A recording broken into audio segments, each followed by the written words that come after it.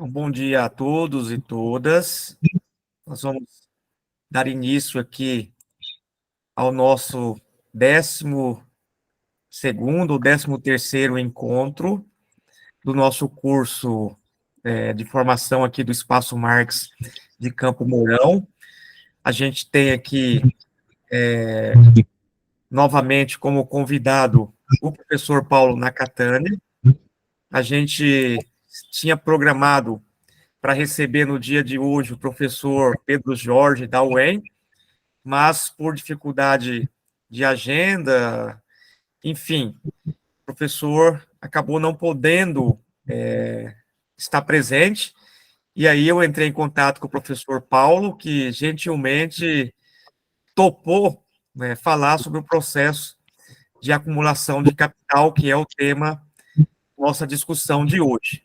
Então, professor Paulo, como a gente já fez a tua apresentação lá nos outros encontros, penso que a gente pode suprimir essa parte de apresentação do professor Paulo, porque todos nós aqui já o conhecemos, já sabemos da formação do professor Paulo e da qualidade, né, que foram os 2 encontros que o professor Paulo trabalhou conosco.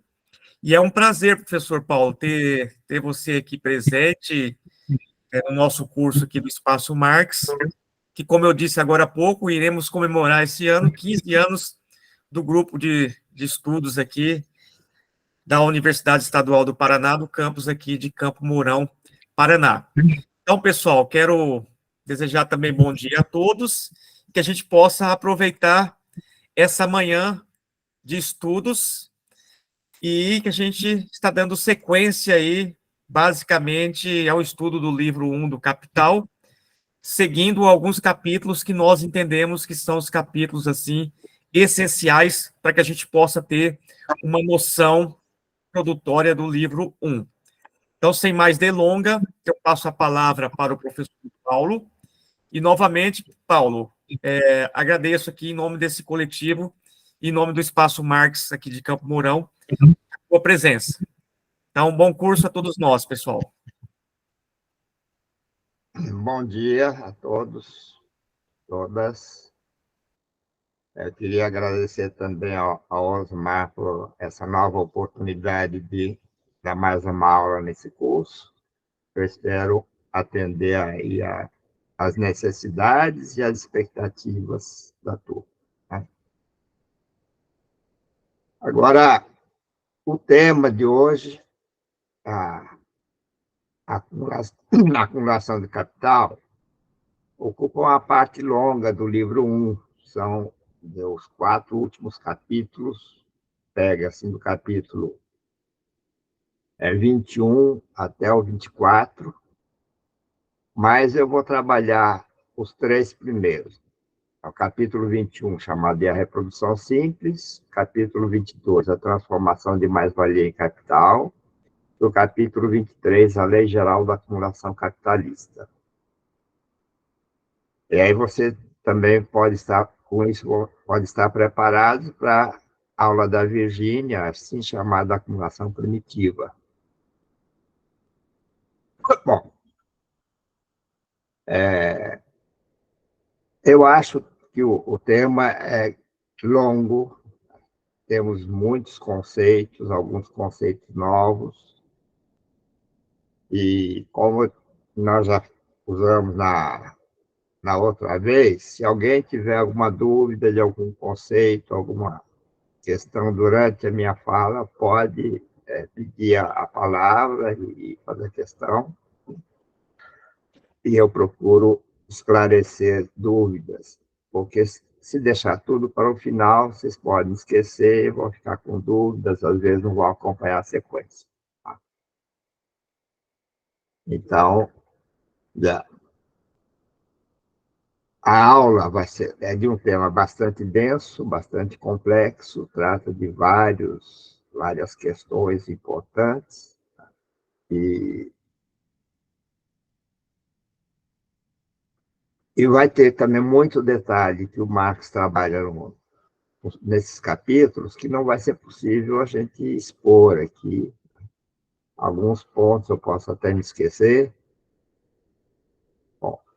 Aí eu recomendo também que, para quem não leu, que leia os capítulos, porque vai ter muito exemplo que o Marx usa, que eu não vou tratar, né? Nem vou me referir a eles, mas pode ser interessante. E a leitura acaba sendo assim, até menos complexa do que alguns outros capítulos do livro 1. Agora, a primeira coisa, para vocês não se perderem, é que nesses capítulos o Marx está trabalhando com um nível de abstração bastante elevado. Tá? Nesse sentido, ele procura simplificar o máximo possível as relações de causa e efeito de determinações. Mas, ao mesmo tempo, ele continuamente usa exemplos, seja exemplos que ele cria, seja exemplos que ele retira dos processos históricos, tá? Por um lado, para enriquecer, esclarecer e fundamentar a análise que ele faz, tá? Mas, por outro lado, também para mostrar que existem determinações mais concretas. E é importante também a gente não se esquecer que o abstrato não é algo que não existe. Né? O abstrato e o concreto são dimensões da mesma realidade. Só que ao nível mais abstrato, a gente vai tratar de determinações mais gerais e relações mais simples de causa e efeito. Quando chega ao nível mais concreto, a gente vai ter muitas determinações para o mesmo fenômeno. Então, vai ficar mais complexo, mais complicado para a gente realizar a análise. Tá? Bom, para tratar da acumulação de capital, o Marx parte. O primeiro ponto que ele diz é o seguinte: toda sociedade tem que consumir. E para consumir tem que produzir. Para produzir, nós temos determinadas condições de produção que essa sociedade desenvolve e a acumulação de capital é a reprodução dessas condições. Bom, mas o Marx começa com uma série de abstrações, ele procura explicar da forma mais simples a reprodução das condições de produção e de vida da sociedade. E, para isso, o Marx vai considerar, em primeiro lugar, que toda a mais-valia produzida vai ser consumida pelos capitalistas. Aí vocês devem se lembrar dos capítulos sobre mais-valia, produção de mais-valia absoluta, relativa, que é o excedente que o trabalhador produz, além do valor da sua força de trabalho. Aí, esse excedente é apropriado pelo capitalista. Agora, também, nesses capítulos, eu queria também, logo no início, esclarecer que o Marx, normalmente, ele diz, olha, as leis gerais do mercado são respeitadas aqui na elaboração teórica que ele faz. Né? E também ele supõe que toda a riqueza produzida tem um valor e na circulação dessa riqueza ela é vendida pelo valor. Eventualmente, ele vai tratar de diferenças entre compra e venda acima ou abaixo do valor. Mas isso ele vai desenvolver mais à frente, lá no livro 2 e 3. Né?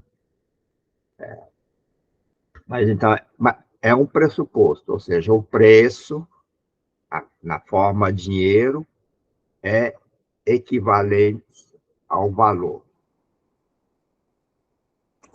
Então, esse é um pressuposto que o Marx está usando, e, nesse sentido, ele está querendo dizer também o seguinte, que a lei que rege o mercado ela é respeitada. Ninguém está ganhando ou perdendo por infringir a lei. Ela é respeitada por todos. Bom, e aí, no exemplo simples, para começar, a gente tem um ciclo do capital. Veja, eu não preparei assim, uma transparência para passar para vocês, e aí tem algumas partes que vocês vão ter que fazer o esforço aí da imaginação, né? Então, o ciclo do capital, na forma mais simples, vocês já estudaram também, é o ciclo DMD'. Ou seja, o capitalista tem uma quantidade de dinheiro que converte esse dinheiro em mercadorias, mercadorias compostas por meios de produção e força de trabalho. Aí o capitalista pega meios de produção e força de trabalho, reúne, organiza a produção, transforma isso tudo numa mercadoria nova e vende.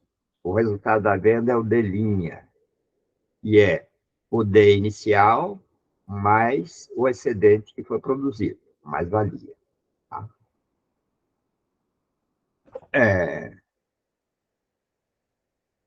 A mercadoria, composta por meios de produção e força de trabalho, Marx divide também em capital constante e capital variável.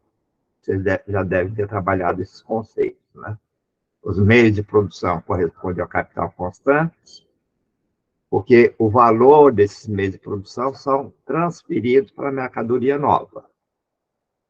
E o capital variável é o custo da força de trabalho, ou seja, para simplificar aí, o salário.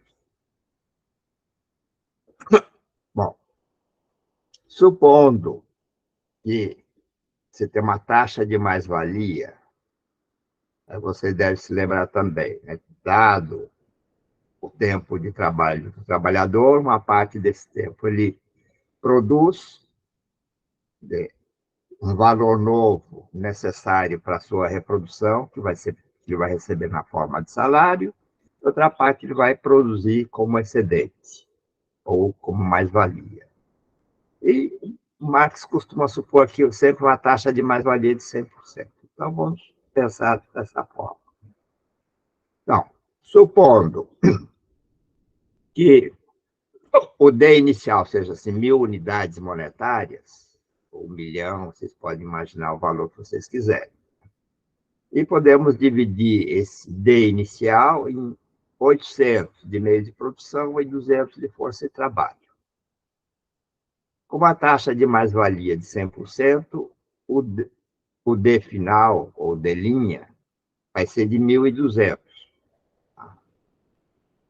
Bom, então, essa mais-valia de 200, o Marx supõe que o capitalista vai consumir toda a mais-valia. Ele não vai acumular nada dessa mais-valia. Então, veja. O D inicial que ele tinha chegou ao D', mas ele consome o delta D, né? O linha do D, os 200 da mais-valia produzida. Ele só pode recomeçar o ciclo com os mesmos 1.000 que ele tinha inicialmente. Bom, e isso ele pode fazer continuamente. Bom, acontece, né, que dentro da concepção econômica é que o capitalista é capitalista porque ele tem o capital inicial, é a propriedade dele. Tá? O Marx, olha, não importa de onde ele conseguiu, foi herança, se ele ganhou, se ele acumulou. Tem toda uma teoria que depois o Marx vai fazer crítica de capitalista, porque acumulou o D inicial devido à abstinência. Tem dentro da economia, o pessoal costuma usar assim, uma fábula para explicar essa origem, mas a origem vocês vão ver detalhadamente com a próxima aula da Virgínia. Mas o que o Marx quer dizer é o seguinte, né?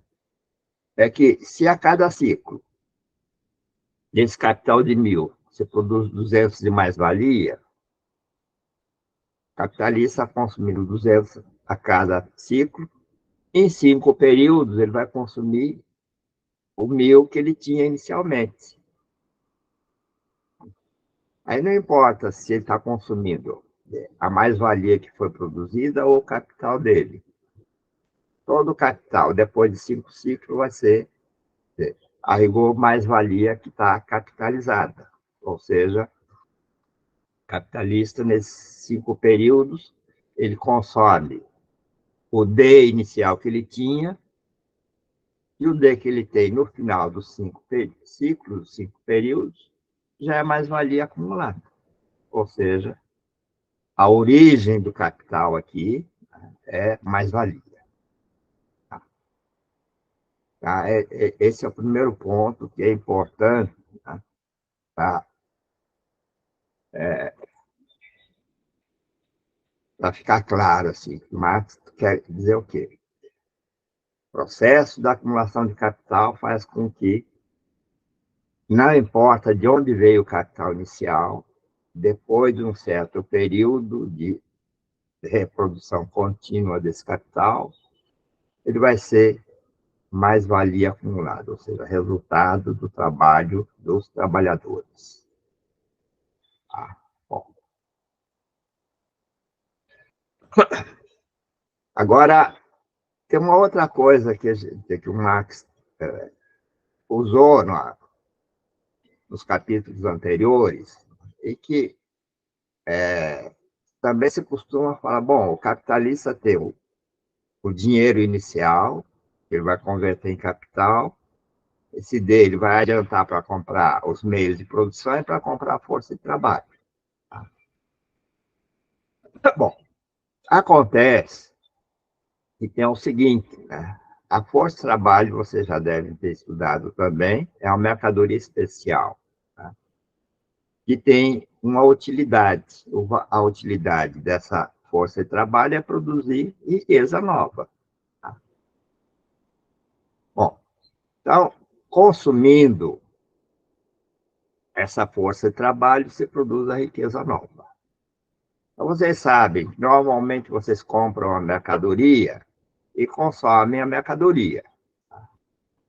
Então, vamos dizer, vocês compram assim, um par de sapatos, ou um vestido, ou uma camisa, uma calça, compram e vão consumir. Já pode durar 1 ano, 2 anos, 3 anos, para consumir. Mas a especificidade da força de trabalho é a seguinte, né? E a diferença também das demais mercadorias. As mercadorias vocês compram e pagam ela no momento da compra para depois consumir. A força de trabalho acontece o contrário, diferente. O capitalista compra a força de trabalho, consome a força de trabalho e só depois paga a força de trabalho. Tá? Quer dizer o seguinte, né? Que em qualquer emprego que vocês encontrem, o empregador, no caso do Brasil, só vai pagar o salário no final do mês. Ninguém paga salário no primeiro dia do emprego. Isso não existe. Se alguém souber, pode informar a gente aqui. De formas que o Marx vai chegar à conclusão, né? Que é com o seu trabalho da semana anterior ou do último meio ano, que seu trabalho de hoje ou do próximo ano será pago. Ou seja, o salário do trabalhador vai ser pago com o trabalho do trabalhador. A rigor, então, aqueles 1.000 inicial, que divide-se em 800 para meio de produção e 200 para força de trabalho, os 200 você não precisa dele. Tá? Então, veja, aqui é uma coisa interessante, né, que é importante ter claro. Que para a produção e reprodução do capital, o capitalista precisa que o trabalhador entre com o valor da sua força de trabalho. Então, na relação capital, capitalista-trabalhadores, nessa relação social, que vai se materializar na forma de unidade de capital, nós temos o capitalista que entra com uma parte e o trabalhador que entra com outra parte. E depois, toda a parte do capitalista vai ser convertida no esforço, no trabalho, na riqueza produzida pelo trabalhador. Bom, isso é importante para vocês pensarem na a realidade hoje. Por que que você tem esse monte de capitalista rico e os milhões de pobres que não têm nada? Então, são os trabalhadores, classe média, baixa. Aí você tem trabalhadores que são remediados, pobres, em diversos níveis, mas não tem capital. E todo o capital que existe na sociedade é produção dos trabalhadores. Então, nesse capítulo, Marx está mostrando isso. Né? E, e vai também dizer o seguinte, e aí tem algumas citações que eu tirei aqui, até eu vou ler para você. Né? Ele diz, o próprio trabalhador produz, por isso, constantemente a riqueza objetiva como capital, como um poder estranho que o domina e explora.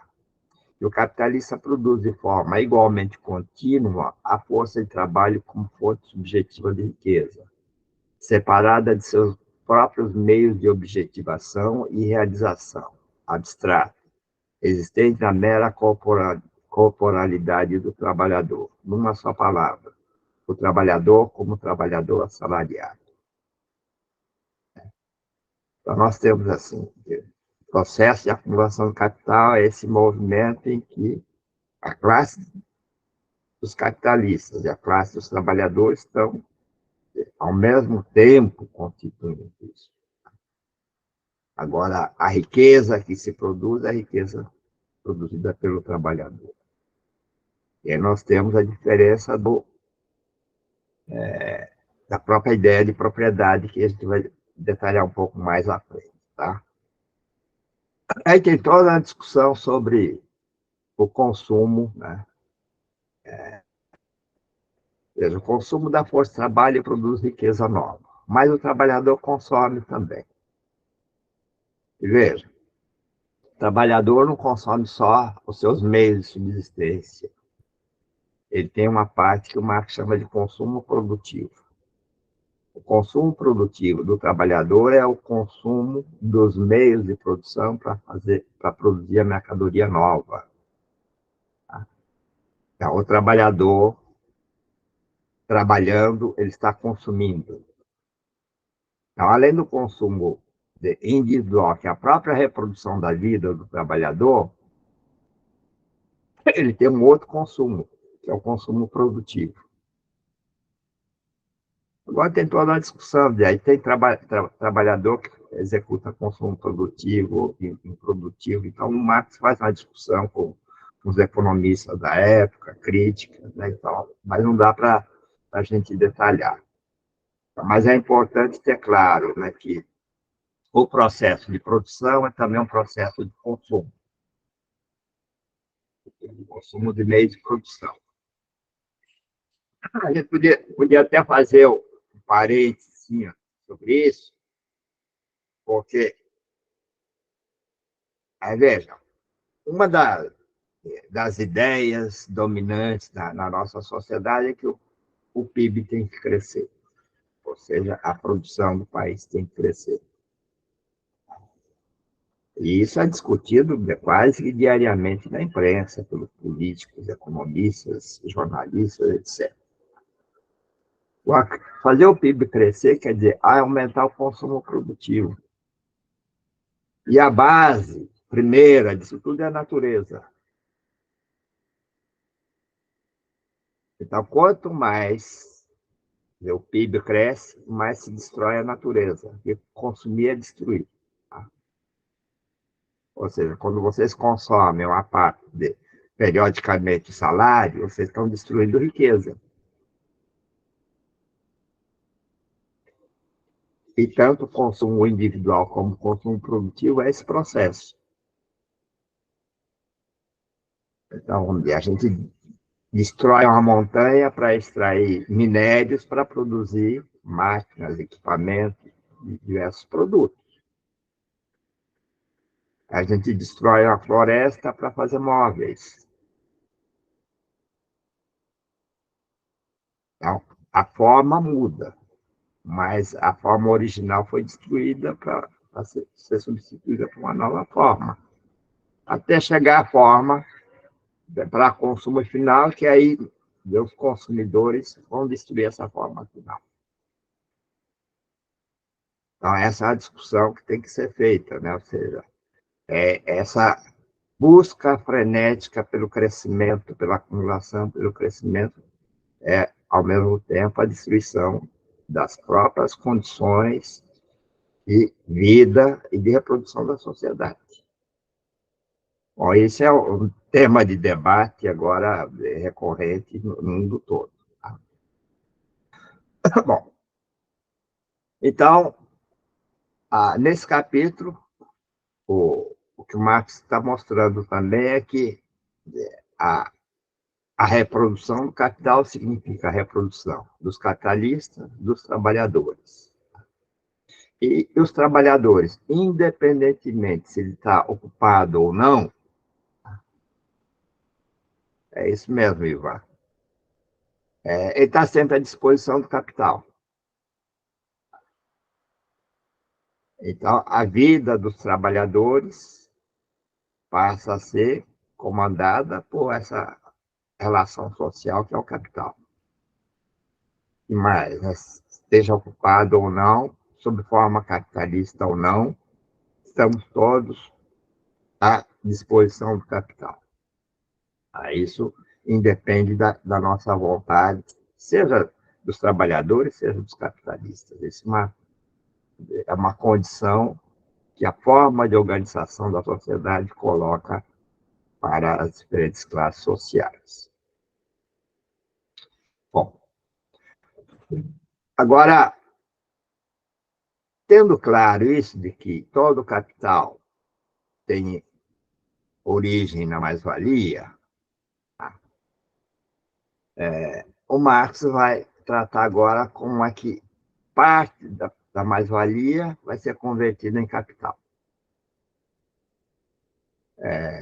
E, nesse processo, ele volta a reafirmar que não tem exploração na compra e venda. Não existe exploração porque está supondo que compra e venda são realizadas pelo valor. E o valor vai ser equivalente ou igual ao preço. Isso é um pressuposto. Depois ele vai considerar que o funcionamento concreto, o preço vai se distanciar do valor. É importante ter isso claro, porque senão a gente fica sempre imaginando que o valor é igual ao preço. Não é. É um pressuposto que o Marx está utilizando para considerar o seguinte, que as leis do mercado e a legislação jurídica de qualquer país estão sendo cumpridas, seguidas. Ninguém está burlando a lei. É claro que você sabe, na realidade, todos aqueles que podem e querem buscam burlar a lei, né? Mesmo fazendo uns pequenos crimes aí, pequenos roubos, aí isso é burlar a lei. Aqui o Marx está supondo que isso não existe. Tá? E aí ele volta ao ciclo do capital, dm d'. E o d' é igual ao d mais o delta d, que é a mais-valia. Tá bom. E agora ele vai supor o seguinte, se no capítulo anterior ele está supondo que toda a mais-valia era consumida, agora ele vai supor o seguinte, toda a mais-valia vai ser acumulada. Bom, então, considerando aquele mesmo exemplo, né, de que o capitalista parte de uma quantidade de capital igual a 1.000, divide em 800 para a compra de meio de produção e 200 para a compra de força de trabalho. Com uma taxa de mais-valia de 100%, o capitalista tem sempre 200 para acumular. 200 sobre 1.000 dá 20%. Então, a taxa de acumulação é de 20% do capital. Aí talvez tenha a taxa de mais-valia e a taxa de acumulação. Agora, para acumular esses 200, ele vai ter que dividir de novo. Para reproduzir as mesmas condições de produção, ele vai ter que dividir novamente, assim, 80% em meio de produção e 20% em força de trabalho. Ou seja, os 200 vai ter que ser dividido em 160 para compra de meio de produção e 40 em força de trabalho. Aí, se o primeiro ciclo, os 1.000 era de 800 mais 200, no segundo vai ser de 960 mais 240. No terceiro ciclo, isso vai se repetir, crescendo continuamente em 20% a cada ciclo. Bartolomeu.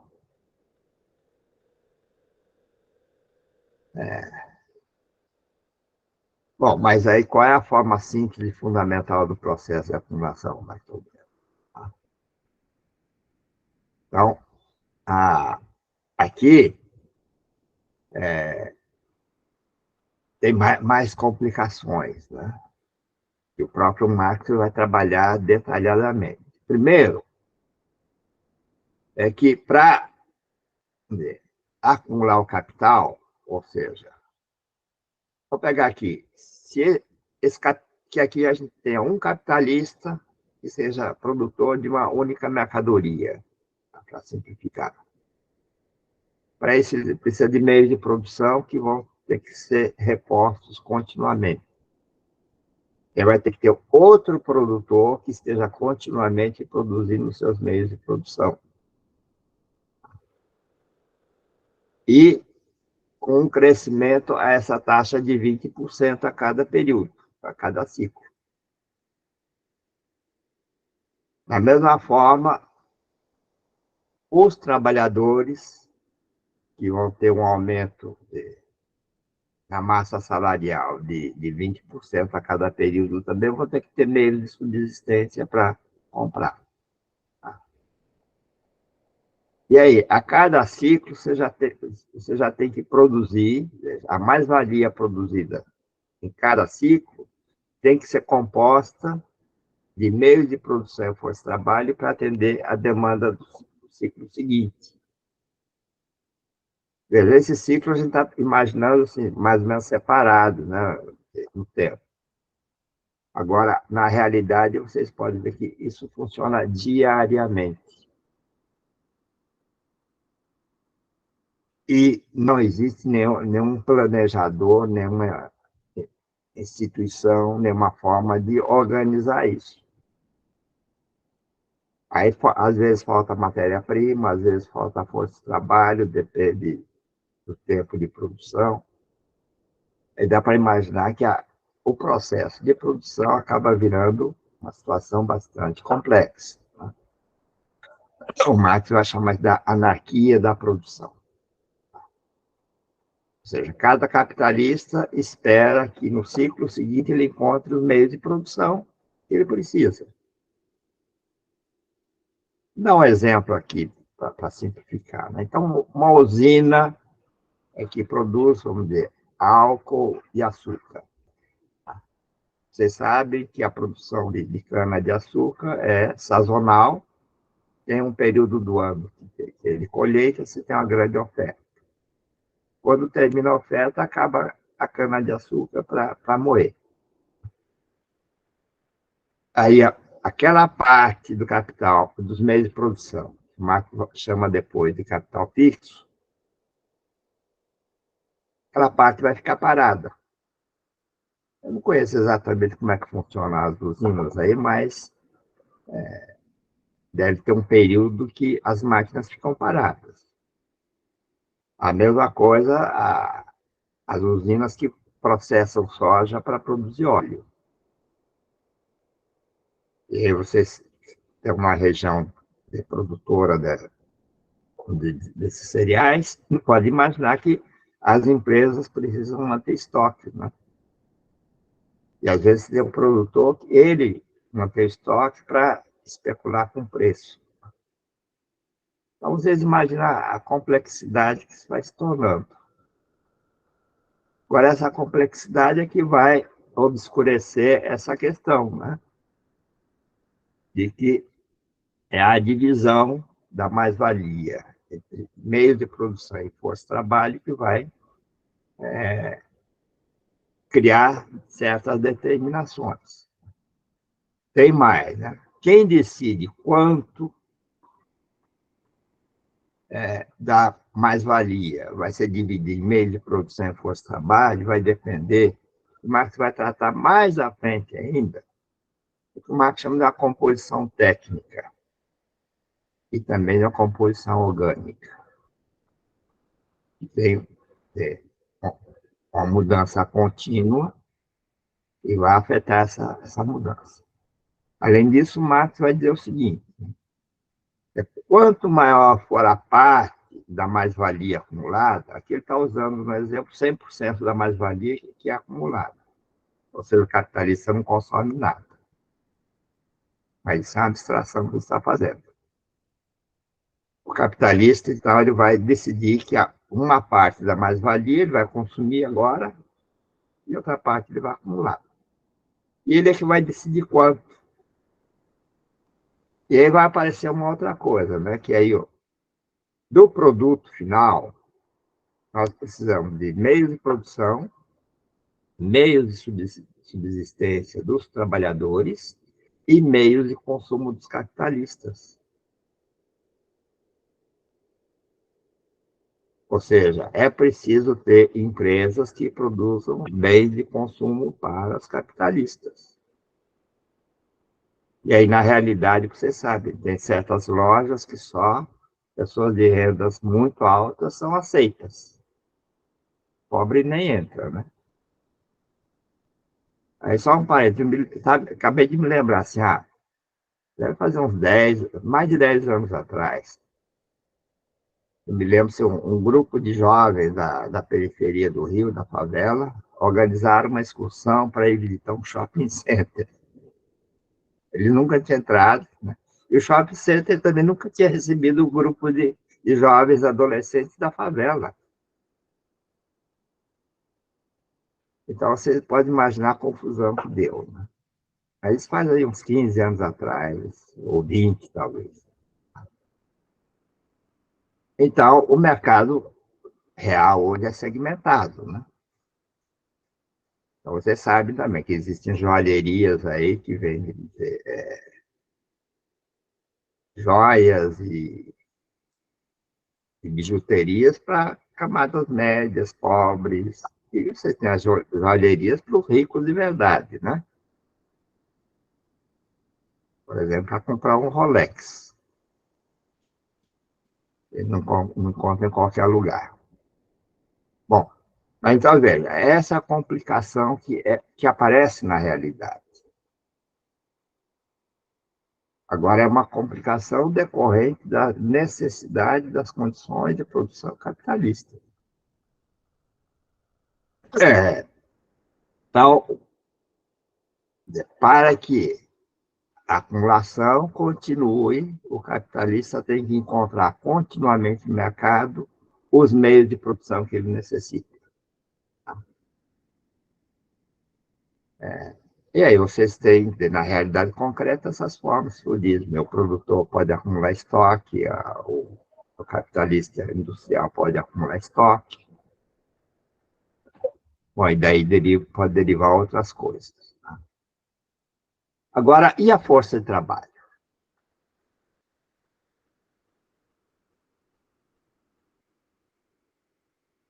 Sim, mas e a força de trabalho? Em primeiro lugar, se as condições permanecerem as mesmas, o capitalista vai precisar de mais trabalhadores para atender esse aumento na escala de produção e depois desse processo de acumulação. Mas pode acontecer outras coisas também. Né? Marx, o capitalista pode resolver botar os trabalhadores para trabalhar mais tempo, aumentar a jornada de trabalho. Então, com o mesmo número de trabalhadores, nós temos um aumento na produção decorrente do capital que foi acumulado, mas só vai ser acumulado na forma de meios de produção. A parte fixa vai ser consumida mais rapidamente e eu vou precisar de mais matérias-primas, por exemplo. Agora, acontece também que, à medida que vocês aumentam a jornada de trabalho, vocês vão desgastando mais rapidamente os trabalhadores. A sociedade vai ter que produzir mais trabalhadores para repor esses trabalhadores que vão perdendo a capacidade de trabalho. Também você sabe, a realidade hoje tem alterado bastante essas relações. Mas, teoricamente, Marx, a primeira coisa que o capitalista pode fazer é botar os trabalhadores para trabalharem mais tempo.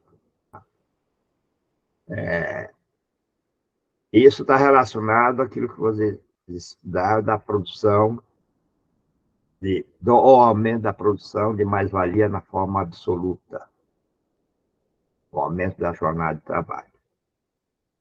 Bom, essa é uma opção. A outra opção seria contratar mais trabalhadores, mantendo a mesma jornada de trabalho. Para isso, é preciso que existam trabalhadores disponíveis, com habilidades, qualificações equivalentes ou próximas.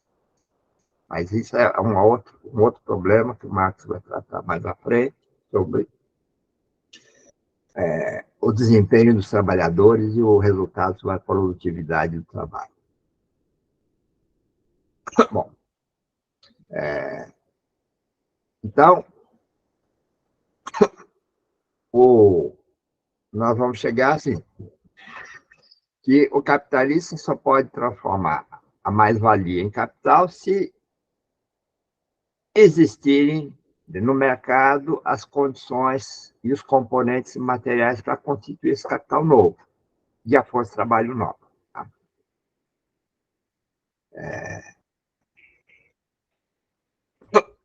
De forma que a acumulação de capital é determinada previamente.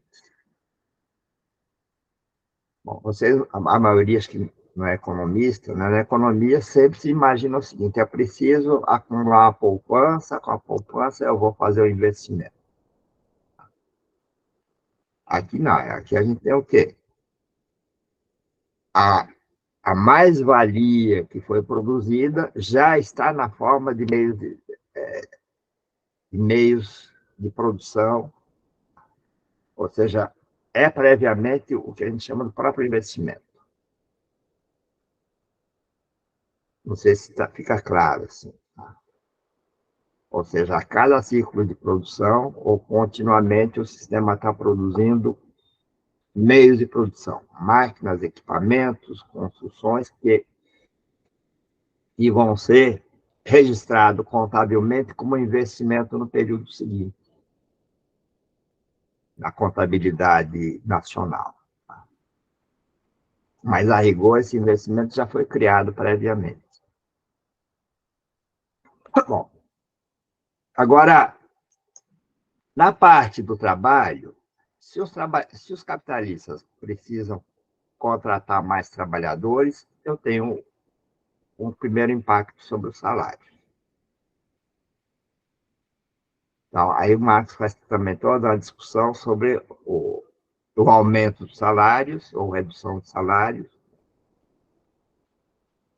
Primeiro, que, em princípio, quando você aumenta a demanda ou aumenta o número de empregos, a tendência é a pressão para aumento de salário. Se você não tem trabalhadores disponíveis, isso vai fazer com que os salários aumentem ainda mais. Mais à frente, ele vai discutir o seguinte, né? É que esses salários vão ser usados, do ponto de vista dos economistas da época que o Marx está discutindo, os clássicos vulgares, para explicar, por exemplo, o movimento da população. Ou seja, se os salários são altos, a classe trabalhadora vai se reproduzir mais. E nós vamos ter mais trabalhadores com isso, maior oferta de trabalho e os salários caem. Mas Marx diz, mas isso é um absurdo, porque o, o ciclo do movimento capital não é o ciclo do movimento de reprodução da população. A criação de um trabalhador novo, ou seja, de uma nova força de trabalho, leva, na época do Marx, crianças trabalhando com 10 anos, levaria 10 anos para produzir. Né? Hoje, você tem a partir dos 14, 15 anos. Mas, em termos gerais, eu tenho diferenças. Né? Bom, mas esse é um ponto que o Marx também vai discutir com mais detalhe também no capítulo seguinte da Lei Geral da Acumulação. Mas, de qualquer forma, vamos dizer, essa produção e reprodução vai permitir o que? Uma massa de salários para permitir uma classe trabalhadora a se reproduzir. E também, eu acho que já foi visto por vocês, reproduzir não só diariamente como trabalhadores disponíveis para trabalhar, mas como classe disponível para oferecer força de trabalho para o capital. Então, essa é uma regra geral. A acumulação de capital vai necessitar da reprodução da força de trabalho. Reprodução cotidiana dessa força de trabalho, em condições de trabalho. Então, veja, o SUS, aqui no Brasil, não é feito de graça, né?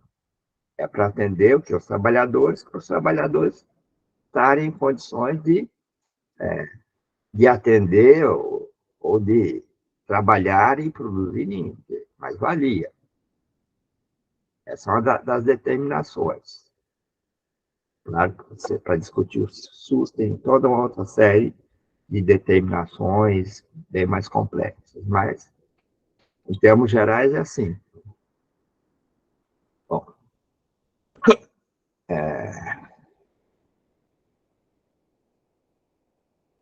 agora, nessa divisão da mais-valia entre o consumo dos capitalistas e acumulação, essa divisão, como eu já disse também, depende dos capitalistas, eles é que vão decidir. Então, eles podem consumir o mínimo possível e acumular o máximo. Ou acumular o mínimo necessário e consumir o máximo. Isso é decisão, o Marx é decisão individual de cada capitalista. E a sociedade vai tendo que se ajustar a essas decisões. E decisões que são, quer dizer, não são fixas, são variáveis, que vão mudando continuamente. Porque, veja, as decisões de consumo de cada pessoa mudam continuamente também. Às vezes, de um dia para o outro. Né?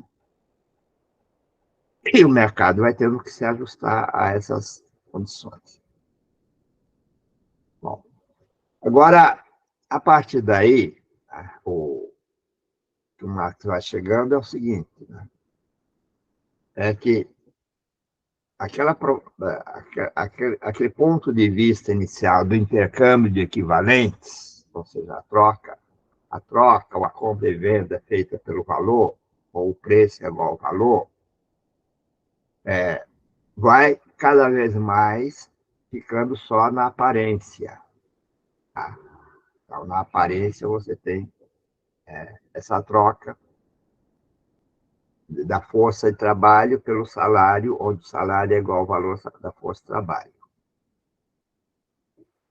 Mas ele vai dizer que essa troca ele se torceu de tal modo que se troca apenas na aparência. Primeiro, a parte do capital que se troca por força de trabalho nada mais é que uma parte do produto do trabalho alheio, apropriado sem equivalente, e, segundo ela, não somente é reposta por seu produtor, o trabalhador, como esse tem de repô-la com novo excedente. Vamos ver. O intercâmbio de equivalentes, onde o capitalista compra a força de trabalho e paga pelo seu valor, é uma aparência que foi retorcida pelas condições de mercado, em que o salário que o trabalhador recebe é uma riqueza produzida por ele mesmo. Tá claro? Então, o Marx diz, olha, o trabalhador produz uma riqueza que o capitalista pega para comprar a força de trabalho. Tem uma outra passagem, deixa eu ver.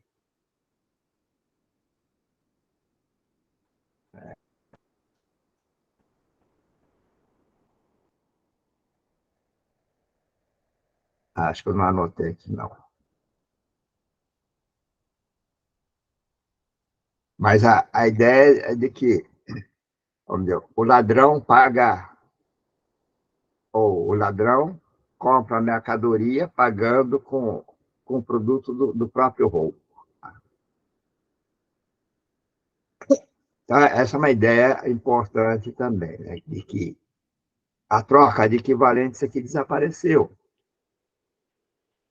no caso da força de trabalho, ou seja, o capitalista paga o salário com uma riqueza que é produzida pelo próprio trabalhador. Ou seja, o trabalhador tem que produzir continuamente uma riqueza para pagar o seu salário no futuro. Além disso, nós vamos ter também uma mudança na própria noção, ou ideia sobre o direito de propriedade. Então, Marx vai dizer o quê? Originalmente, a noção de propriedade é o seguinte: tudo que eu produzisse era de propriedade minha. Agora não. O trabalhador produz e o resultado do seu trabalho não é de propriedade dele. É, e aí o direito de propriedade vai ter que mudar também. Você tem direito à propriedade não por produzir, mas por comandar o trabalho. Ou por ter o direito de se apropriar do resultado do trabalho.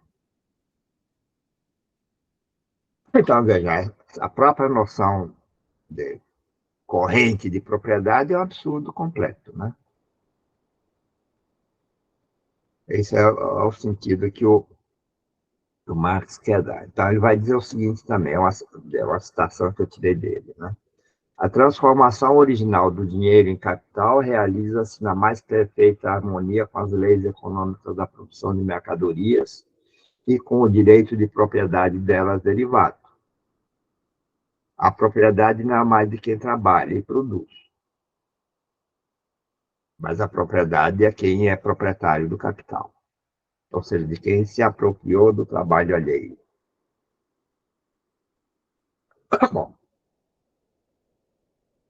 o Marx vai fazer toda uma discussão também com os economistas que consideram da economia política clássica, mas eu vou sintetizar uma parte aqui, que é a defesa dos economistas de que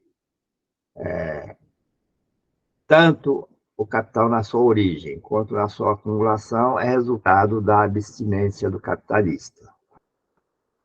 Ou seja, nós vimos aqui, né, que o capitalista ele coloca o seu capital para produzir uma riqueza nova, dessa riqueza nova uma parte é a mais-valia que ele se apropria. E ele divide isso em uma parte para consumo e outra parte para acumulação. Bom, nós vimos também, quanto maior a parte que vai para a acumulação, mais rápido cresce o capital. Nós vimos também que o capitalista podia consumir toda a mais-valia. Aí os economistas começam a dizer, olha, nós temos crescimento, acumulação de capital, graças à abstinência dos capitalistas, que deixam de consumir para acumular. Então, vamos dizer, como essa divisão da mais-valia entre consumo capitalista e acumulação é resultado da vontade do capitalista, ele que decide se ele quer consumir mais ou menos. Então, o capitalista que vamos dizer, que gosta mais de consumir, que vai esbanjar toda a mais-valia, esse não seria, no nosso sentido, entre aspas, também um bom capitalista, né? Porque ele está consumindo toda a riqueza que poderia ser acumulada. Então, ele é o responsável também por uma baixa taxa de crescimento da economia. Agora, entre aspas, também os bons capitalistas seriam aqueles que reduzissem ao mínimo o seu consumo para acumular o máximo. Com isso, eu teria mais uma acumulação maior de capital, uma taxa maior de crescimento e assim por diante. Agora, o que é que o Marx vai dizer? Né? Que essa divisão, apesar de ser um ato de vontade do capitalista, os capitalistas sofrem efeitos de leis coercitivas externas, entre elas a concorrência entre os capitais. Tá? E essa concorrência obriga o capitalista a aumentar continuamente o seu capital. E ele só pode aumentar acumulando cada vez mais. Então, a acumulação não é resultado de abstinência, mas resultado de leis internas ao funcionamento do modo de produção. Uma delas é a competição entre os capitalistas, que vai fazer com que o capitalista tenha que acumular sempre mais. Isso vai reaparecer mais à frente também, essa questão.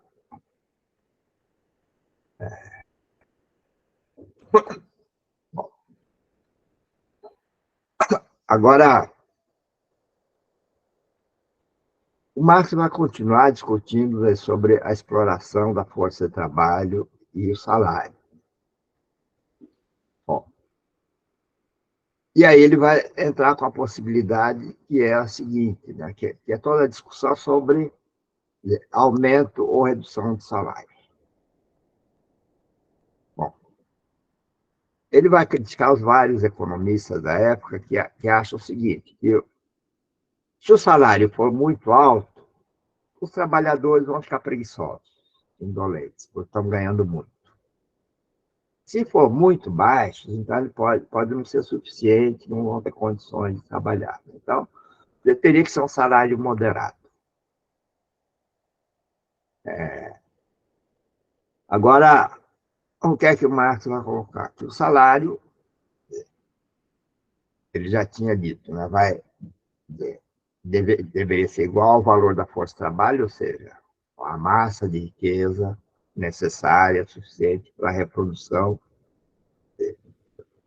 dos trabalhadores, da sua família, em condições normais. Mas os capitalistas podem pagar salários abaixo desse valor. Tá?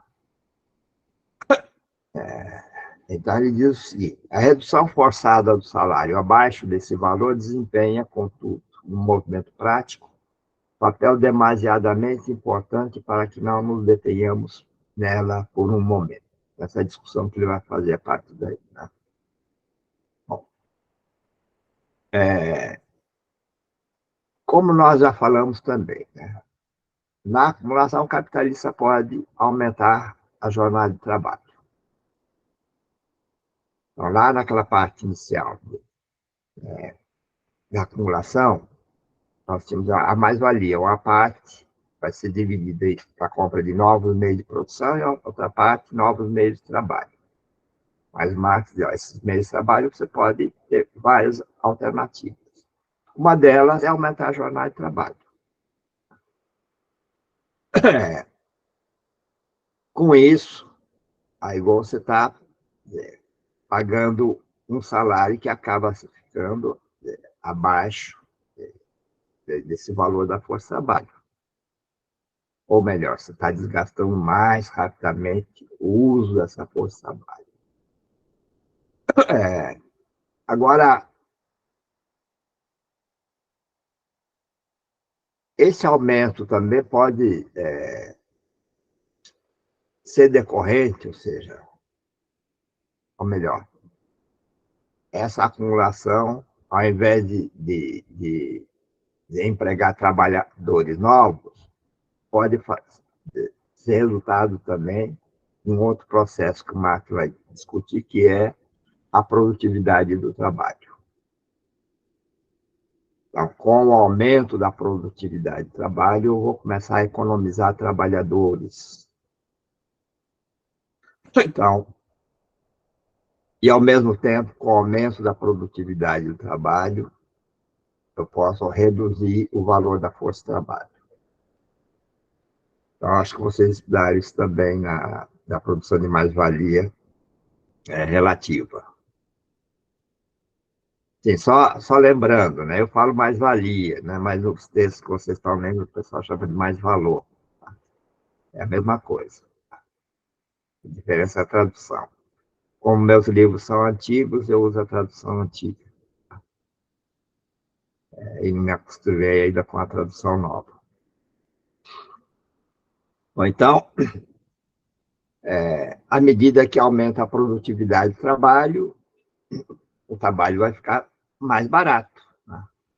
E eu tenho um aumento da taxa de mais-valia. E mais, o Marx vai dizer, ó, eu posso aumentar a taxa de mais-valia mesmo que tenha um aumento do salário real. Então, aqui a gente tem uma outra discussão que o pessoal faz. Né? Você não pode aumentar o salário, senão vai baixar o lucro.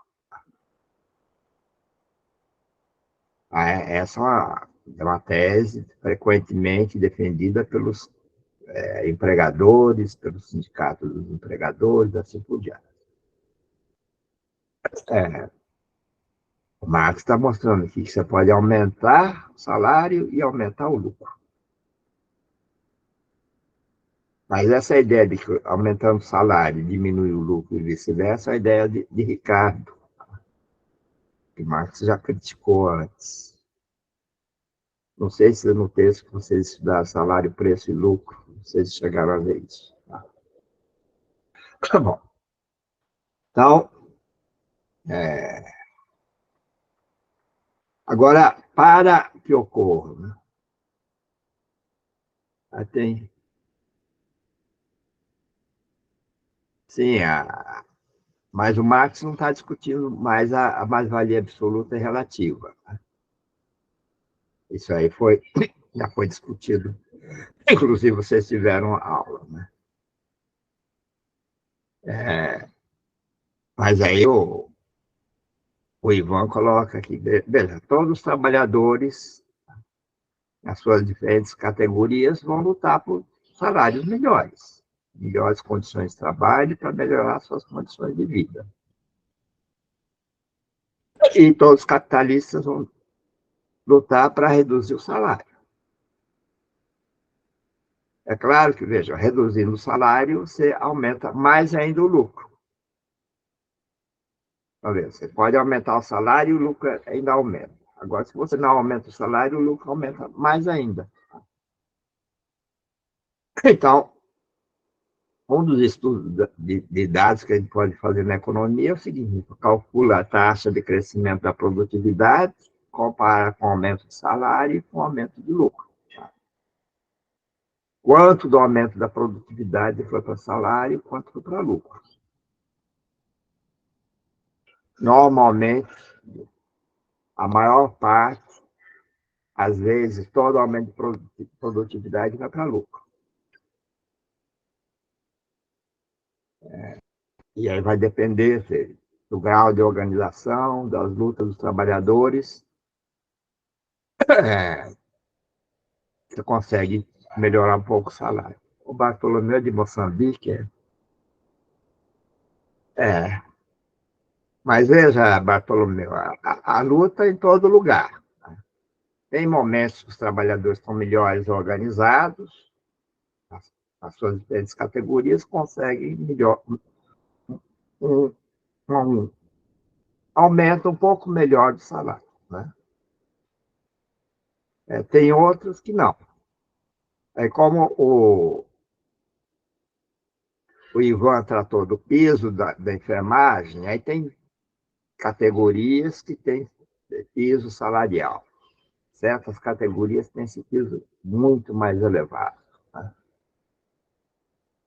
Aí vai depender de cada país, de cada período, essa, essa diferença. Bom, mas vamos retornar aqui. Né? Então, o Marx vai dizer o quê? É que, à medida que, que se processa a acumulação de capital, nós temos o progresso também dos conhecimentos, progresso da ciência, desenvolvimento da tecnologia, invenções novas. Tudo isso permite aumentar a mais-valia. Aumentar a massa de mais-valia e a taxa de mais-valia. Bom, com esse aumento, eu posso acelerar ainda mais a acumulação. Veja, mais à frente, mais vai ter problemas no crescimento dessa taxa de acumulação. Tá? Mas, nesse momento, ele está dizendo, olha, considerando por esse lado, o progresso da ciência e tecnologia é fundamental para acelerar o aumento da acumulação. Tá? Eu também posso aumentar a taxa de exploração. Então, vai depender de uma... A rigor, a taxa de acumulação e de crescimento da acumulação vai depender de várias determinações. Da taxa de exploração da força de trabalho, da taxa de salário, das relações em que o capitalista divide a mais-valia entre consumo próprio e acumulação. Então, só todas essas determinações para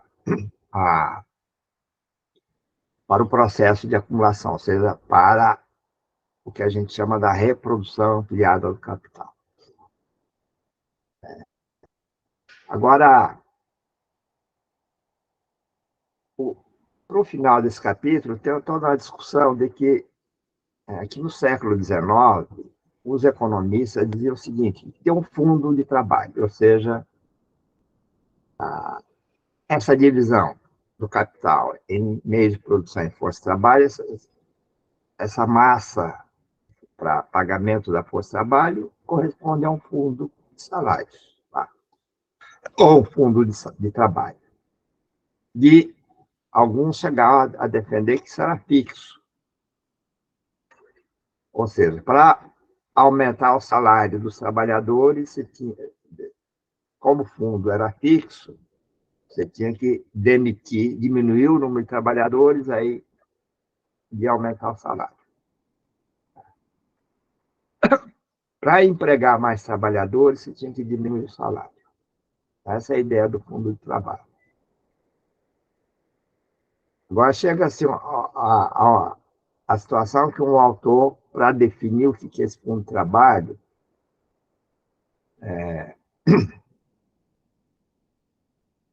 ele vai dizer o seguinte, né? Ou melhor, o Marx criticando essa ideia. Isso quer dizer que primeiro reunimos em uma soma os salários individuais pagos.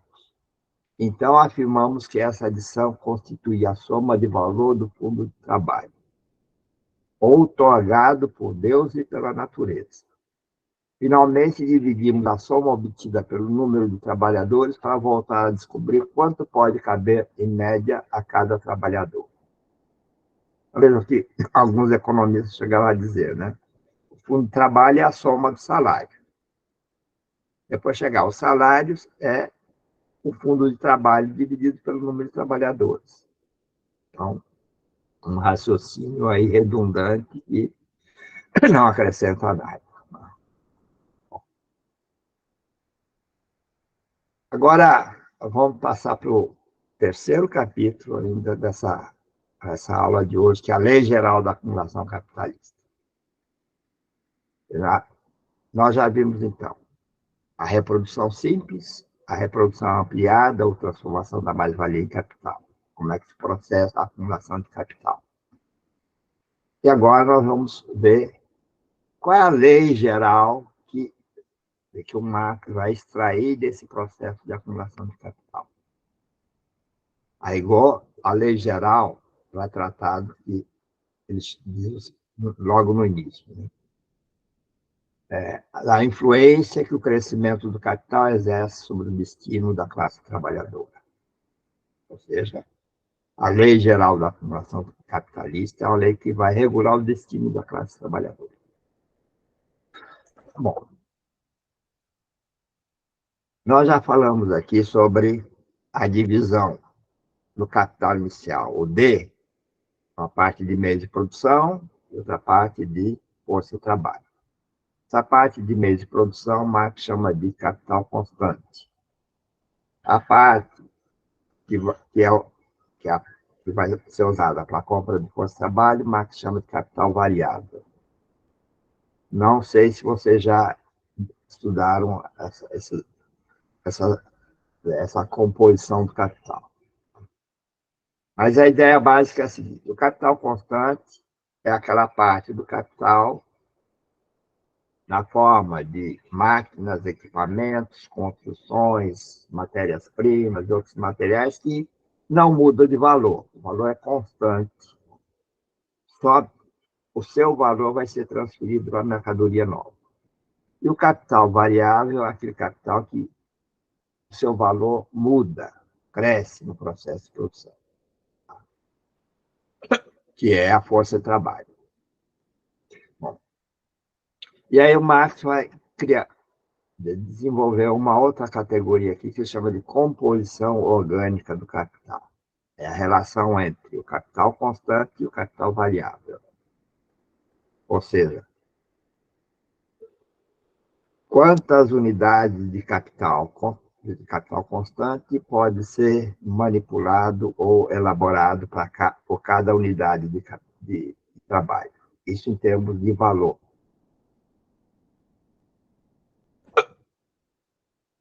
E nós temos ainda a composição técnica do capital.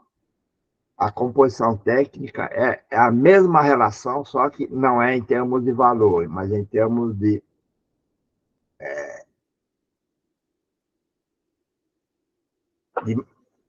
quantidades materiais, de meios de produção que pode ser manipuladas por cada trabalhador. Então, vamos pensar num exemplo.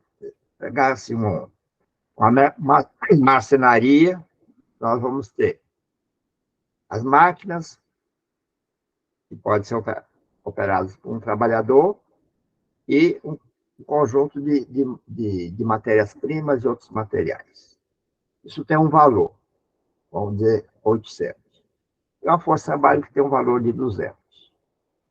A composição orgânica de 800 sobre 200 em valor.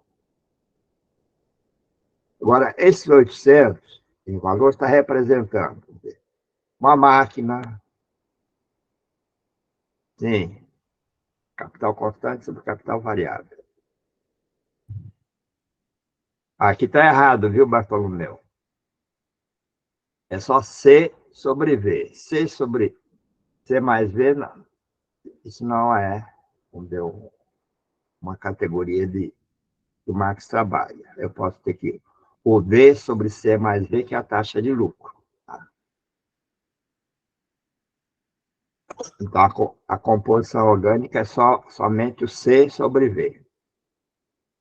Tá? Sim.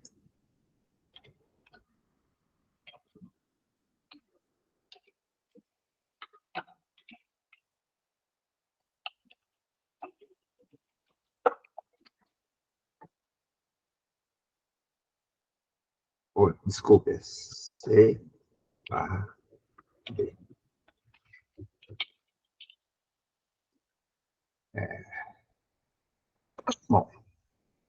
Então, Marx, então, pega assim, o capital inicial que entra no processo, aquele ciclo, ele tira essas duas categorias, composição orgânica do capital, composição técnica do capital. E vejam, à medida que vocês mudam máquinas, equipamentos, devido ao progresso da ciência, da tecnologia, vocês podem mudar a quantidade de matérias-primas e outros materiais para serem processados. E, ao mesmo tempo, vocês podem mudar a quantidade de trabalhadores para operar as máquinas. Então, vocês sabem que hoje, com todo o processo de automação, vocês têm a fábrica que ela trabalha sozinha, só precisa ter um trabalhador para cuidar que o fornecimento das matérias-primas no início do processo seja mantido sem problemas, e o trabalhador que no final do processo acompanhe e verifique a embalagem final do produto. Antigamente, você tinha uma série de trabalhadores para elaborar todo o processo. Então, vocês mudaram os meios de produção, em que as máquinas foram robotizadas, tá? E aqueles trabalhadores que trabalhavam na linha de produção foram todos demitidos. Bom, agora, então, essa mudança na composição técnica é acompanhada por uma mudança na composição orgânica. O Marx vai mostrar o seguinte, que à medida que aumenta a composição orgânica do capital, se eu não aumentar a taxa de exploração ou a taxa de mais-valia, o resultado é a queda na taxa de lucro. E aí, lá na frente, vocês devem estudar nesse outro curso, a lei da tendência à queda na taxa de lucro. E aí você tem todo um debate, onde tem alguns autores que defendem que a pressão decorrente dessa lei é que a causa das crises capitalistas, ou das crises recentes de capital. Mas isso é uma outra discussão. Tá? Bom, então,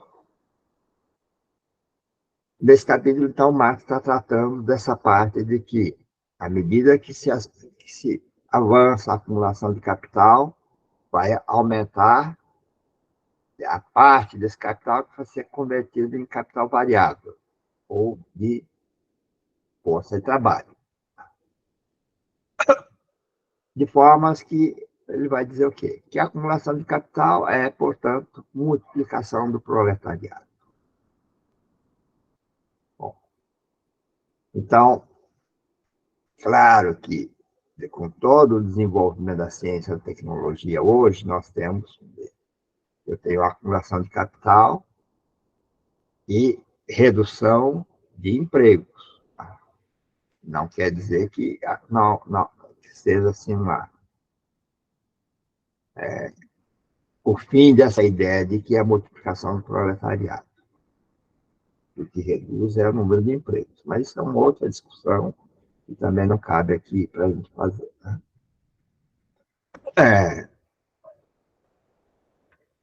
Mas aí ele vai aqui voltar a toda aquela discussão sobre o papel do salário, sobre a vida dos trabalhadores, a reprodução dos trabalhadores.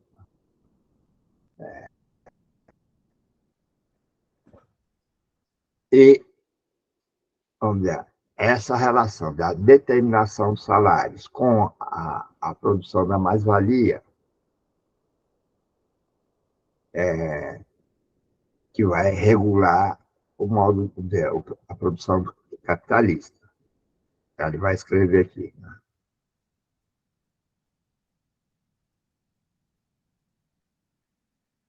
Calma aí, Bartolomeu, aí tem complicação nisso que você escreveu, viu? Mas vamos terminar isso aqui. A produção de mais-valia ou geração de excedente é a lei absoluta desse modo de produção. Bartolomeu, até assim, L é igual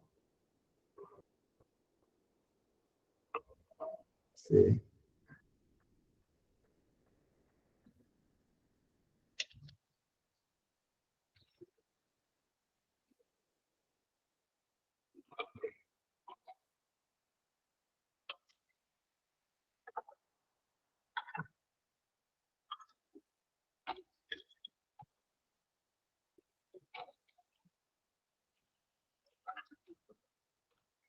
Bom,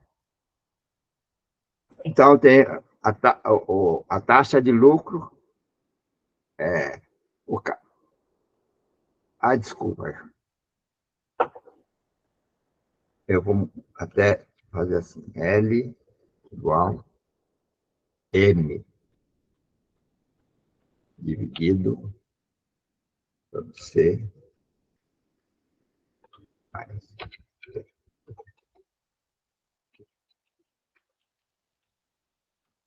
Isso aqui que é o correto, tá?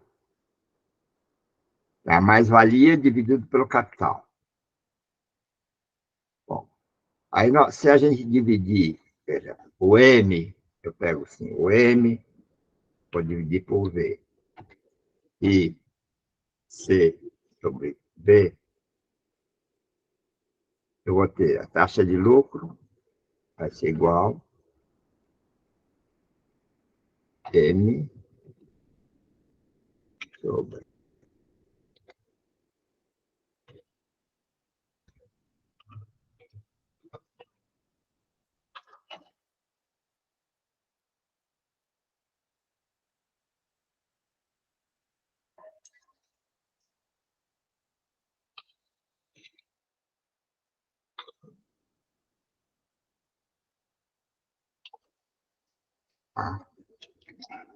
Que também é taxa de lucro.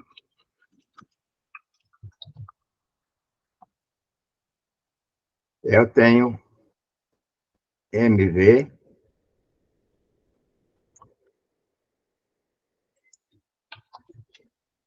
taxa.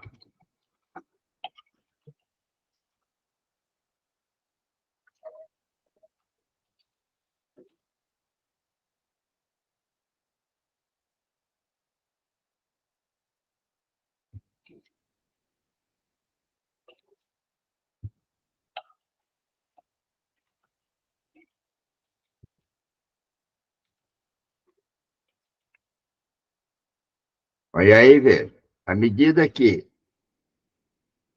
a composição orgânica decorrente aqui da mudança da tecnologia, com o progresso da ciência, do conhecimento, cresce, o denominador aqui da taxa de lucro vai crescendo. Bom, se a taxa de mais-valia ou a taxa de exploração não crescer na mesma proporção, a taxa de lucro vai cair. O que acontece é que esse processo não é assim, vamos dizer, inexorável, né? É uma tendência, porque cada capitalista está procurando obter o máximo possível de lucro que ele possa obter. Então, tem alguns capitalistas que vão conseguir, por exemplo, vamos dizer, trocar suas máquinas, equipamentos por tecnologia mais nova. Tem aqueles que desenvolvem essas máquinas, inventam máquinas novas. Qual é o resultado para esse capitalista? Com a mesma quantidade de valor que ele produz, ele vai ter uma quantidade maior de produtos com valor unitário menor. Aí, na concorrência com outros capitalistas, ele vai poder vender por um preço menor, mas ainda maior do que o valor que ele criou, ou que o seu custo de produção, ter uma taxa de lucro individual maior do que a média. E aí esse vai acumular mais, vai crescer mais rapidamente. Os demais capitalistas vão observar que esse cara está tendo lucro extraordinário. E todos vão tentar descobrir o que é que ele está fazendo para ganhar mais. Esse é o exemplo que a gente pode imaginar na realidade, né? Então, dentro de um setor que se produz um determinado produto, tem capitalista que ganha mais, outro que ganha menos. Aí aqueles que ganham menos vão querer saber o que o que ganha mais faz para conseguir acompanhar. Quando todos conseguem fazer a mesma coisa, o lucro extraordinário desaparece. Tá? Mas aí qual é o resultado final? Uma composição orgânica mais alta e uma taxa de exploração diferente. Pode estar mais alta ou mais baixa. Normalmente vai estar mais alta também. Mas veja, como a concorrência é um processo contínuo, vai ter também alguém que vai inventar uma coisa nova. Mas vai ocorrer continuamente. Um exemplo que a gente tem hoje é de celular. Vocês sabem que a cada semestre as empresas, as principais empresas que produzem celulares estão lançando modelos novos no mercado. E às vezes com um detalhe que diferencia, que vai fazer com que o consumidor abandone o seu antigo e compre um novo. Isso vai produzindo lucro extraordinário e, ao mesmo tempo, vai desaparecendo aqueles extraordinários passados. E tem uma outra discussão, um outro processo também, que entra no que a gente chama da obsolescência programada ou planejada. Eu já fiz esse parênteses aqui mais complicado por causa dessa questão do Bartolomeu. Mas essa discussão sobre a tendência à queda na taxa de lucro está no livro 3. Tá? Bom, vamos voltar aqui, então, sobre a acumulação do capital e os trabalhos. Então, o Marx, nessa relação, vai discutir essa relação entre a magnitude dos salários e a disponibilidade dos trabalhadores. Porque a ideia corrente na época é a seguinte: que quando você tinha uma redução da força de trabalho ou da disponibilidade da força de trabalho, você poderia ter um aumento de salário. Ou a falta de trabalhadores, ou o excesso de trabalhadores, aliás, poderia fazer com que os salários caíssem. Mas o que o Marx vai desenvolver aqui, eu vou só pegar a citação dele. Não é a diminuição no crescimento absoluto ou proporcional da força de trabalho ou da população operária que torna o capital redundante, mas, ao contrário, é o aumento do capital que torna insuficiente a força de trabalho explorável. Então, o que o Marx está dizendo, o que regula a disponibilidade ou não de trabalhadores não é a lei que regula a população, mas é a lei que regula o capital. Tá vendo? Se os salários podem sofrer o efeito de ter mais trabalhadores disponíveis ou menos trabalhadores disponíveis, isso não é resultado das leis que regulam a população, mas é resultado do capital. Então, veja, aí o fato de você ter mais empregados ou menos empregados é a própria acumulação de capital. E já teve autores aí dizendo, olha, você tem desempregados demais porque a população está crescendo muito. Eu me lembro quando eu andei morando lá pelo Nordeste, acho que era o Banco Mundial, estava com um programa para a esterilização das mulheres. Tá? Eles diziam, o Nordeste é pobre porque a população se reproduz demais. Tá? Então entraram com o programa de esterilização feminina, em que boa parte das mulheres nem sabiam que estavam sendo esterilizadas. Ou seja, o que é que o Marx vai chegar? Não é é um problema da população. Não é a população que determina isso, mas é o capital que determina. Tá? E aí ele vai chegar também ao seguinte: a lei da acumulação capitalista, mistificada em lei da natureza, expressa, portanto, de fato, apenas que sua natureza exclui todo o decréscimo no grau de exploração do trabalho ou toda elevação do preço do trabalho que poderia ameaçar seriamente a reprodução continuada da relação capital e sua reprodução em escala sempre ampliada. É mais à frente nesse texto, mais perdão. Assim como na religião o ser humano é dominado pela obra de sua própria cabeça, assim, na produção capitalista, ele o é pela obra de sua própria mão. Ou seja, o ser humano produz esse capital, essa relação capitalista, que passa a dominá-lo. Ou seja, a sociedade, no seu processo de evolução, criou essa forma de organização da sociedade, que vai dominar cada um de nós. Tá? Mesmo que você tenha consciência disso que o Marx fala, a gente continua sendo dominado, ou seja, a gente tem que trabalhar todos os dias, obter salário, consumir, então ter todas as atividades cotidianas que a gente faz estão sendo comandadas pelo capital. É claro que tem alguns que conseguem escapar disso, mas é muito complicado. Né? A maior parte das pessoas, consciente de todo esse processo, ainda são sob o domínio do capital. Bom,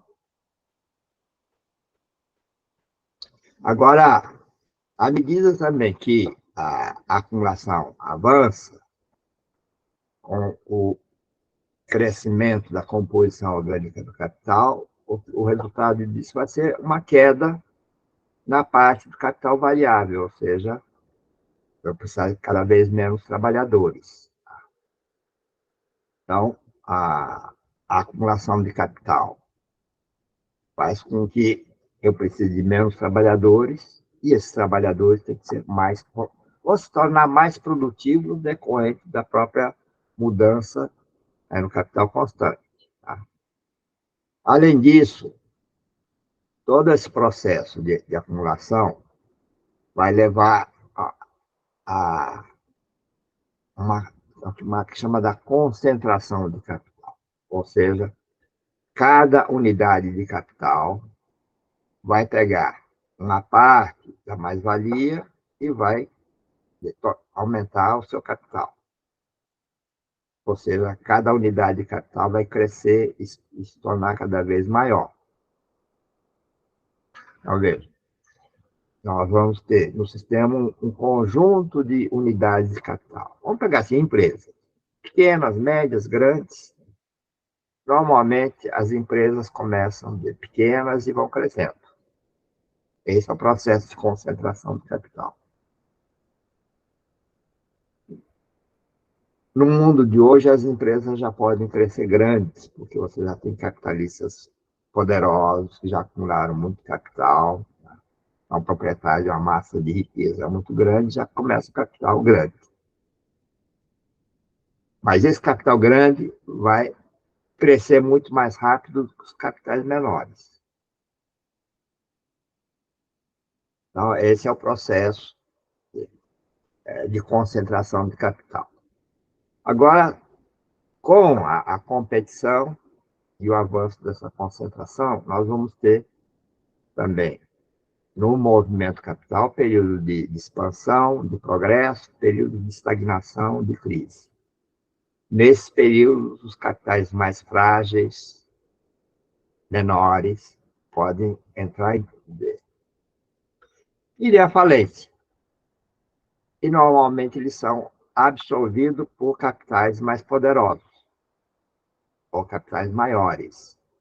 Esse é o chamado processo de centralização do capital. Atualmente, isso ocorre, hoje é chamado de fusão e aquisição. Por exemplo, no caso do Brasil, a maior parte do capital estrangeiro que entra aqui no Brasil, chamado de investimento estrangeiro direto, é para comprar empresas ou participação em empresas já existentes. Então, nós estamos tendo um processo de centralização do capital. Isso faz com que também, né, no mundo todo, as unidades de capital se tornem cada vez maiores, em certos setores são quase monopolistas, e que comandam a grande parte da produção. Quer dizer, a produção significa, veja, a produção significa as condições de reprodução, significa as condições de trabalho, a, a existência maior de empregados ou desempregados. E o número de desempregados também é um elemento que vai ajudar a regular o salário. Então, como nós falamos, não cheguei a destacar, mas, vamos dizer, quando a gente tem muito desempregado, é possível pagar salários menores para conseguir os trabalhadores. Quando você tem poucos trabalhadores disponíveis, é preciso pagar salários maiores. Isso em termos gerais ou em termos setoriais ou regionais. Bom, e aí, o que vai acontecer? Marx, à medida também que se processa e avança a acumulação de capital, com o avanço da ciência, da tecnologia, da composição orgânica do capital, da redução relativa da parte variável, você cria e reproduz o que eles chamam de uma superpopulação relativa. Ou seja, tem uma parte da população que é excedente, que ele chama também de exército industrial de reserva. Então, veja, à medida que se desenvolveu o modo de produção capitalista, uma parte da população de cada país e mundial se tornou excedente. Excedente em termos das necessidades da reprodução do capital. Bom, então, e essa população, que se chama de exército industrial de reservas, é reproduzida continuamente. E vejam, vocês devem ter estudado lá no capítulo 4 do Capital, de que a primeira condição para o surgimento e desenvolvimento do capital é que você tenha a população livre, né? Livre de propriedades, livres para procurar o emprego que quiser, onde quiser e quando quiser. Essa liberdade do capital. Tá? E dentro dessa liberdade, você tem que aceitar a possibilidade de não conseguir emprego, de estar desempregado. Então, esse exército industrial de reserva, vejam, o pessoal costuma dizer, são excluídos. O Marx, não são excluídos, não. Eles pertencem ao capital de maneira tão absoluta como se ele o tivesse criado à sua própria custa. Então, veja, tem certos grupos que costumam dizer, são excluídos do mercado de trabalho. O Marx não são excluídos, não. Continua pertencendo ao capital. Além disso, esse processo de acumulação do capital vai ser realizado também um processo que o Marx diz, que procura substituir sempre trabalhadores cujos salários são maiores por trabalhadores que tenham salários menores. Isso desde antes de Marx até hoje, você sabe que isso acontece, né? Na época do Marx, se substituía trabalhadores adultos por crianças. Você sabe também, hoje, mesmo com leis que regulam em trabalho infantil, ou proíbem trabalho infantil, regulam a idade mínima, periodicamente se tem crianças trabalhando, né? Abaixo da idade mínima legal. Além disso, trabalho de homens por trabalho de mulheres. E aí outra questão das mulheres que até hoje lutam para ter igualdade de salário. Não sei se a lei que está aí para ser aprovada, eu acho, vai realmente funcionar. Bom, então, a conclusão que o Marx vai chegar disso é que os movimentos gerais do salário são exclusivamente regulados pela expansão e contração do exército industrial de reserva, que corresponde à mudança periódica do ciclo industrial. Agora, isso é a um nível de abstração mais geral, a um nível mais geral. Condições particulares, mais concretas, podem não ser exclusivos na regulação. Agora, como é que ele vai tratar a existência dessa superpopulação? Ele só tem três formas: uma forma líquida, uma forma latente e uma forma estagnada. A forma líquida dessa superpopulação são os trabalhadores que estão continuamente saindo de um emprego para outro, pede demissão ou é demitido, vai procurar outro. É uma população aí que está flutuando de um emprego para outro. Então, vocês sabem que no conjunto da sociedade tem uma parte dos trabalhadores que são continuamente assim,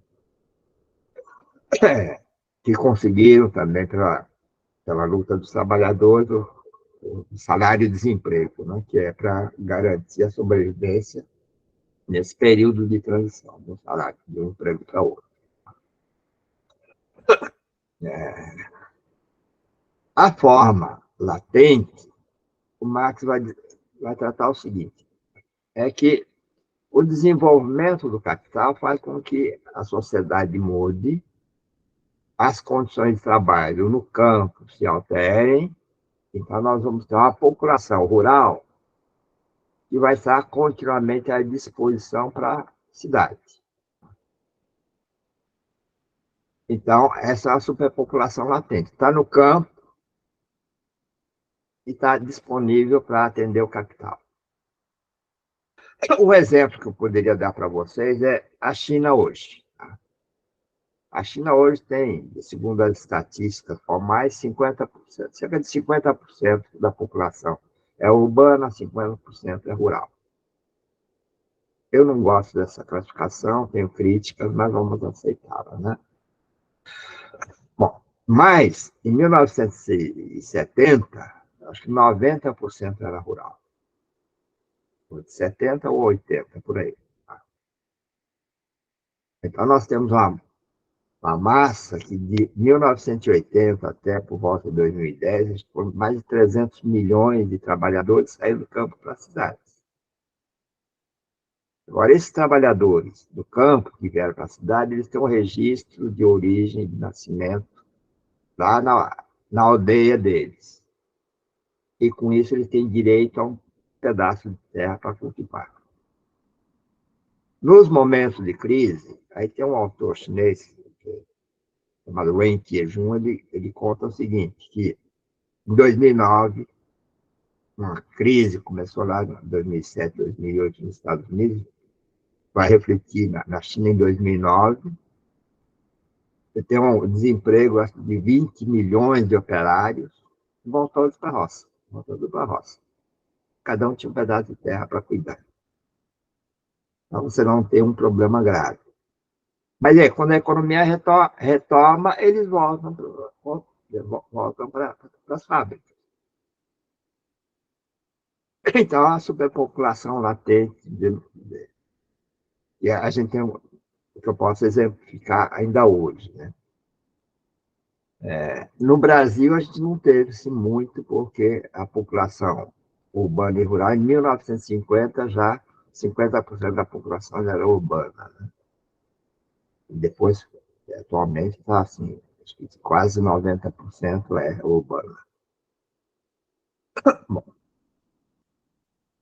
agora, ele A terceira categoria, que chama de superpopulação relativa estagnada, ó, faz parte do exército ativo, mas com ocupação completamente irregular. Então, a gente sempre tem uma camada de trabalhadores que não tem uma profissão regular, faz bico e sobrevive assim. Tá? Dificilmente eles podem se tornar trabalhadores regulares. Uma parte pode ser, mas a maior parte não. Agora, dessas três categorias, sempre vai ter uma parte que o Marx vai chamar de lumpenproletariado. É o mais profundo sedimento da superpopulação relativa que habita a esfera do pauperismo, quer dizer, são aquela camada dos trabalhadores que são mais pobres, né?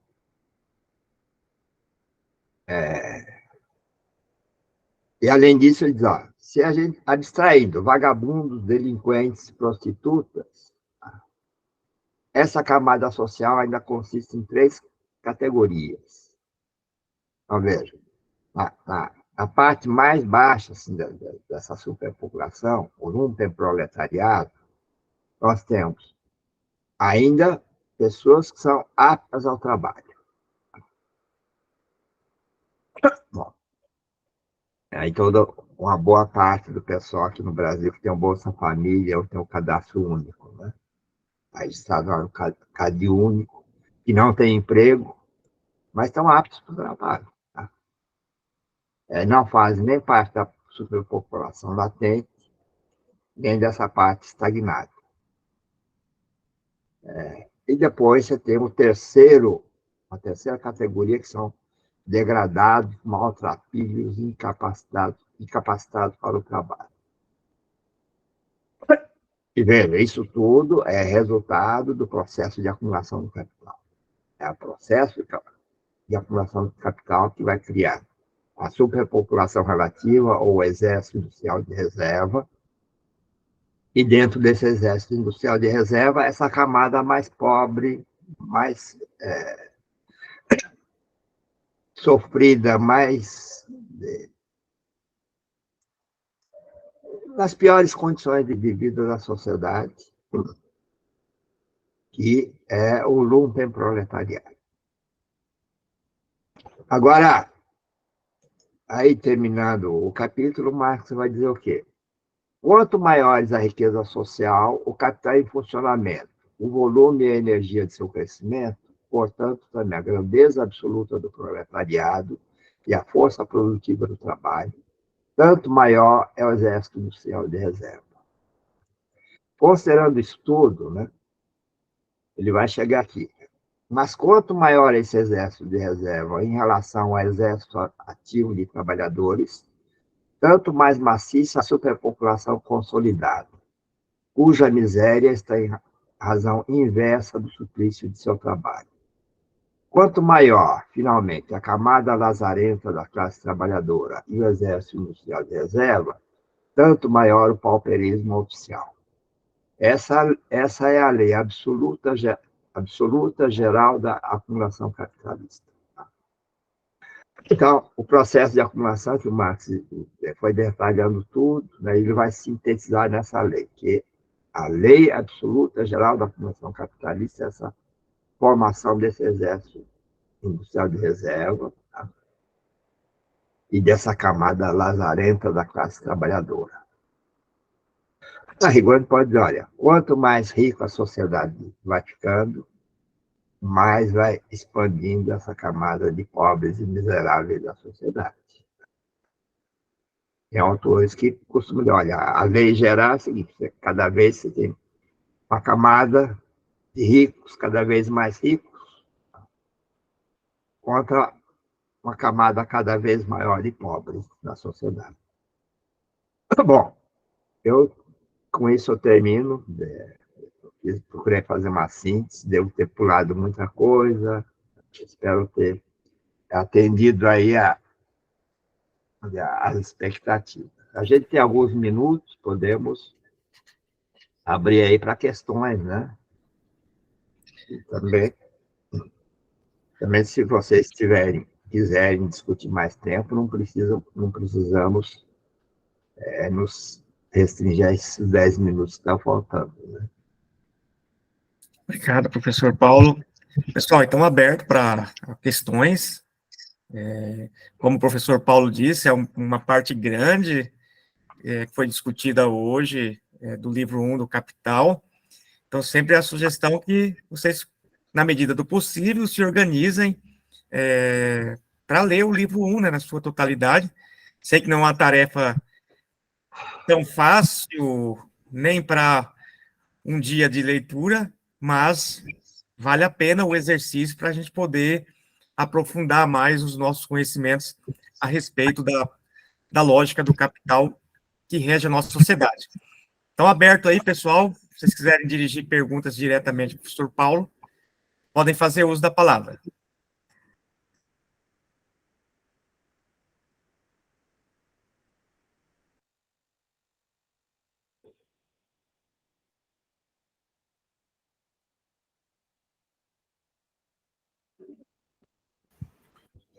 Professor Osmar, eu quero apenas agradecer ao professor Paulo pela exposição. Eu estou aqui com um livro, um caderninho, e foi possível acompanhar.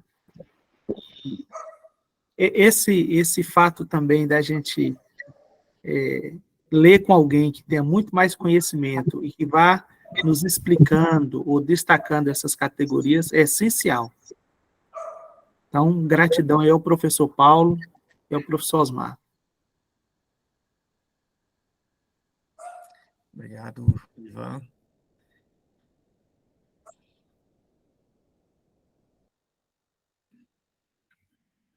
Ou entenderam tudo, ou o negócio ficou complicado, hein, Paulo?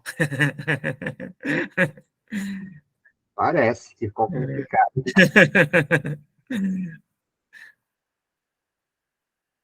Mas pensando, eu vou jogar uma questão aqui que eu acho que é importante, pensando principalmente nisso que você finalizou, Paulo, dessa dialética cruel do capital, né, que é a centralização da riqueza cada vez maior nas mãos de poucos.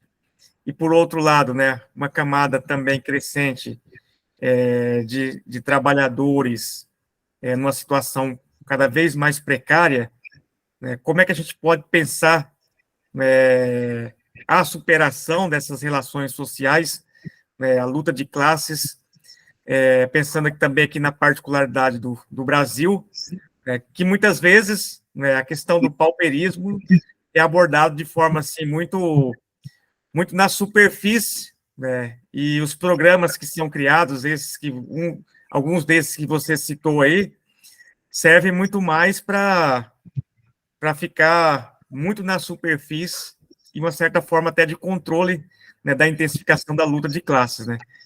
Mas eu queria que você pudesse explanar um pouco mais nessa direção, no sentido de superação dessas relações sociais, para que a gente possa superar, né, essa dialética que o capital impõe, né, à sociedade. E os trabalhadores, obviamente, né, que é a grande camada, são os que mais sofrem as consequências, né, dessa dialética do desenvolvimento do capital. Veja, Osmar, aqui tem uma parte que a gente não falou, que o Marx não usa nesses capítulos, né? É que o funcionamento da realidade é mais complexo, tem muitas determinações. E o primeiro fundamento é que o trabalhador acredita, isso porque tem uma parte da teoria econômica, os jornalistas, os políticos, os comunicadores, diz o seguinte, que o salário que você recebe é o que você contribuiu para a produção. O lucro do capitalista é porque ele é proprietário do capital, ele organiza a produção, porque se não tiver capitalista, quem é que vai dar trabalho para esses desempregados aí que não tem nada? Né? Eu ouvi isso há 3 meses atrás, estava em Maceió, no motorista de carro. Bom, mas se não for os ricos, quem é que vai dar emprego? você tem que dar graças a Deus por ter emprego. Tá? Então, você tem essa realidade toda mistificada que está na cabeça da gente, né? Que é aquilo que o Marx disse, né? O capital dominando a gente. Tá? É isso mesmo, Messias. Né? Ouvimos sempre essa afirmação. Tá? Então, agora, o que é que o Marx mostrou nesses capítulos? Que toda a riqueza foi produzida pelos trabalhadores. Tá? Ou seja, atualmente, com todo o processo já de desenvolvimento capitalista, não tem mais nenhum átomo de riqueza que é de propriedade original dos capitalistas. Além disso, vocês vão ver na próxima aula todo o processo da assim chamada acumulação primitiva, né? Ela foi resultado de fraudes, roubos, saques. O capital original vem daí. Bom, o que é que a gente pode dizer? Toda essa riqueza, todo esse progresso, são os trabalhadores que criaram. Por isso que o Marx diz, nada mais justo que os trabalhadores tomarem isso para si. Tá? E como você tem uma camada cada vez menor de grandes capitalistas, é fácil excluir. Só que você tem uma camada intermediária que dá apoio, né, e sustenta isso tudo. Agora, a primeira coisa é que você tenha que toda a massa da população tenha, né, adquire a consciência disso, se organize e procure mudar. Tá? Agora, o processo não é fácil. Se fosse fácil, já teria sido feito. Mas você teve assim, na Revolução de 17 na Rússia, os trabalhadores expropriaram os capitalistas. Não conseguiram manter. Em Cuba fizeram o mesmo. Estão sofrendo há 60 anos toda a pressão, o bloqueio internacional. Na China também, mas aí tiveram que abrir. Tem as particularidades que permitiram a China fazer essa mudança. Bom, não sei se te responde, mas aí o Marx, por isso o mais racional, o mais justo seria desapropriar essa camada e construir uma nova sociedade justa, solidária, em que todos os trabalhadores participem da riqueza que eles criaram. Não, ótimo, professor Paulo. Pessoal, se ninguém mais tiver nenhum questionamento a fazer, eu quero agradecer ao professor Paulo novamente por ter disposto do seu tempo, né, porque no sábado aí, que normalmente é um período de descanso, o professor Paulo já tinha trabalhado aqui 2 encontros conosco e aceitou, né, novamente o convite para tratar desse tema amplo, complexo, mas penso que ficou a contento para esse momento que nós tínhamos reservado para a discussão do tema. Também quero agradecer a presença de vocês, pessoal, nessa manhã de estudo. Sugestão é que vocês façam a leitura. No nosso próximo encontro, discutiremos o capítulo 24, a assim chamada acumulação primitiva. Então, vocês também podem ir já procedendo à leitura, para que a gente possa ir fechando, em caráter introdutório, a discussão do livro 1 do Capital. Então, professor Paulo, obrigado, e passo a palavra para você fazer suas considerações finais. É só agradecer aí a presença de vocês, espero ter ajudado aí o trabalho de vocês na leitura do Capital e que vocês continuem fazendo esforço, que vale a pena para compreender melhor a sociedade. Tá? E bom final de semana para todos. Obrigado, pessoal. Bom fim de semana e até... Valeu, professores. Compas. Valeu, um bom final de semana a todos.